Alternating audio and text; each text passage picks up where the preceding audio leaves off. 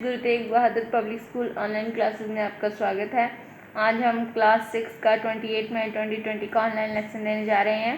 History अब past book जो है उसका फर्स्ट चैप्टर, आज हम उसकी सेकंड वीडियो बनाएंगे। Locate the Ganga and its tributary called the Son. इस मैप में आप देख सकते हैं, ये रही गंगा रिवर, ये रही गंगा रिवर एंड ये रही इसकी tributary Son river. In ancient times, the area along these rivers of the south of the Ganga was known as Magadh.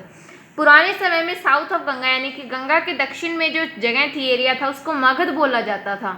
Its rulers were very powerful and set up a large kingdom.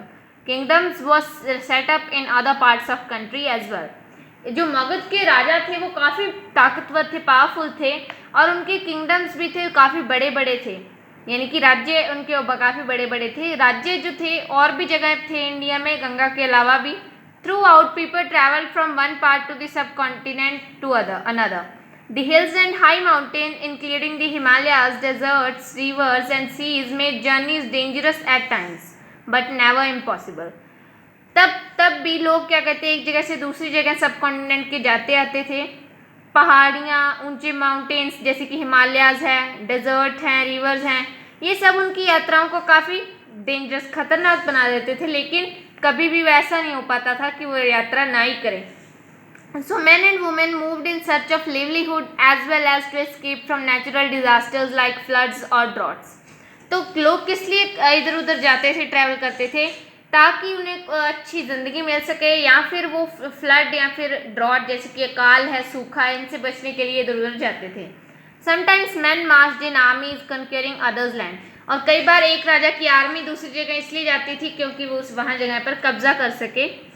Besides merchant travels with caravans और ships carrying valuable goods from place to place. और जो व्यापारी होते थे वो एक जगह से दूसरी जगह अपने कारवांस में जाते थे ताकि वो एक जगह से दूसरी जगह माल अपना पहुंचा सके। And religious teachers walk from village to village, town to town, stopping to offer instruction and advice on the way. Religious teacher मतलब धार्मिक गुरु जो थे वो town to town, village to village क्यों जाते थे? अपनी शिक्षाओं को आगे लोगों तक पहुंचाने के लिए।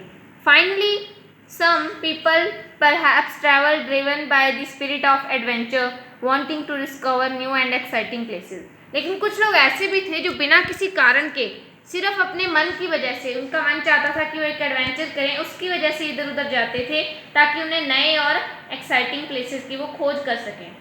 All this led to a sharing of ideas between people. इससे क्या हुआ, लोग एक जगह से दूसरी जगह जाने लगे तो वहाँ के लोगों के आइडियाज़ और इन लोगों के आइडियाज़ मिक्स होने लगे। इसी तरह से लोगों ने आइडिया शेयर किए।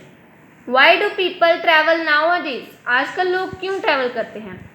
Look at map one once more. एक बार मैप वन को फिर से देखिए ध्यान से। Hills, mountains and seas from the natural frontiers of the subcontinent. इसमें आपको दिख रहा होगा काफ़ी तरह की हिल्स हैं, माउंटेन्स हैं और भी नेचुरल रिसोर्सेज हैं सब कॉन्टिनेंट के। While it was difficult to cross these frontiers, those who wanted could and did scale the mountains and cross the sea. लेकिन देखिए, इन फ्रंटियर्स को जो नेचर ने आगे मुश्किलें खड़ी कर रखी थी, इनको पार करना तो मुश्किल था, लेकिन जिनके अंदर ऐसा भरोसा था, जोश था, उन्होंने ऐसे माउंटेन्स को भी पार किया है और सीज को भी किया है। People from across the frontiers also came into the subcontinent and settled here. और ऐसे लोग जो इन फ्रंटियर्स को यानी कि इन बाधाओं को पार करके आए, वो भी हमारे सब कॉन्टिनेंट, इंडियन सब कॉन्टिनेंट में आकर बसे हैं। These movements of people enriched our cultural traditions. People have shared new ways of carving stone, composing music and even cooking food and over several hundreds of years. तो in movement से क्या हुआ, हमारे cultural tradition, हमारी सभ्यता में बदलाव आया। कैसे?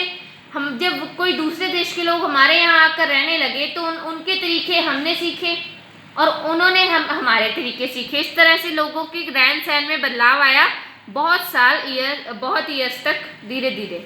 नेम्स ऑफ द लैंड पढ़ेंगे अब हम। Two of the words we often use for our country are India and Bharat.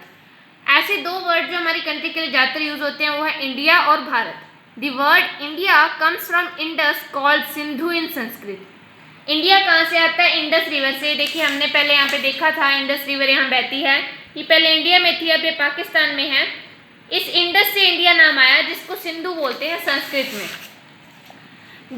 Find Iran and Greece in your atlas. Atlas आप अगर अवेलेबल हो तो आप उससे देखें, अगर नहीं तो आप ये लॉकडाउन खुलने के बाद या फिर जब भी आपको मौका मिले खरीदें। The Iranians and the Greeks who came through the north west about 2500 years ago and were familiar with the Indus called it the Hindos or the Indos, and the land to the east of the river was called India।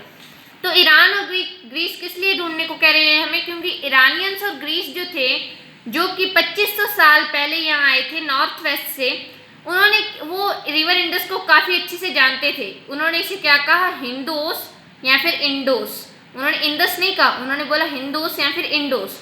और इसके east में यानी कि इसके पूरब में कौन सा देश आता है, इंडिया। इसलिए उन्होंने इस रिवर की वजह से इसे क्या नाम दे दिया, India.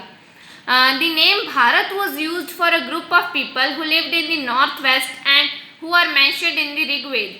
The earliest composition in Sanskrit dated to about 3500 years ago. Later it was used for the country. जो नेम भारत है वो कहाँ से आया, वो एक लोगों के ग्रुप के लिए यूज़ किया जाता था, जो कि नॉर्थ वेस्ट यानी कि उत्तर पश्चिमी इलाके में रहते थे, जिनका उल्लेख जो है ऋग्वेद में मिलता है। ऋग्वेद, आप हिंदू हैं तो आप अच्छी तरह से जानते होंगे, दुनिया की सबसे पुरानी संस्कृत की किताब है वो, लगभग 3500 साल पहले की। तो ऋग्वेद में लिखा हुआ था उनके बारे में, और यही नाम फिर बाद में हमारी पूरी कंट्री के बारे में यूज़ होने लगा, क्योंकि ऋग्वेद को लोग ज़्यादा मानते थे इसलिए। तो आज हम इतना ही चैप्टर पढ़ेंगे, आगे का चैप्टर हम कल कंटिन्यू करेंगे, आपका होमवर्क ग्रुप में डाल दिया जाएगा।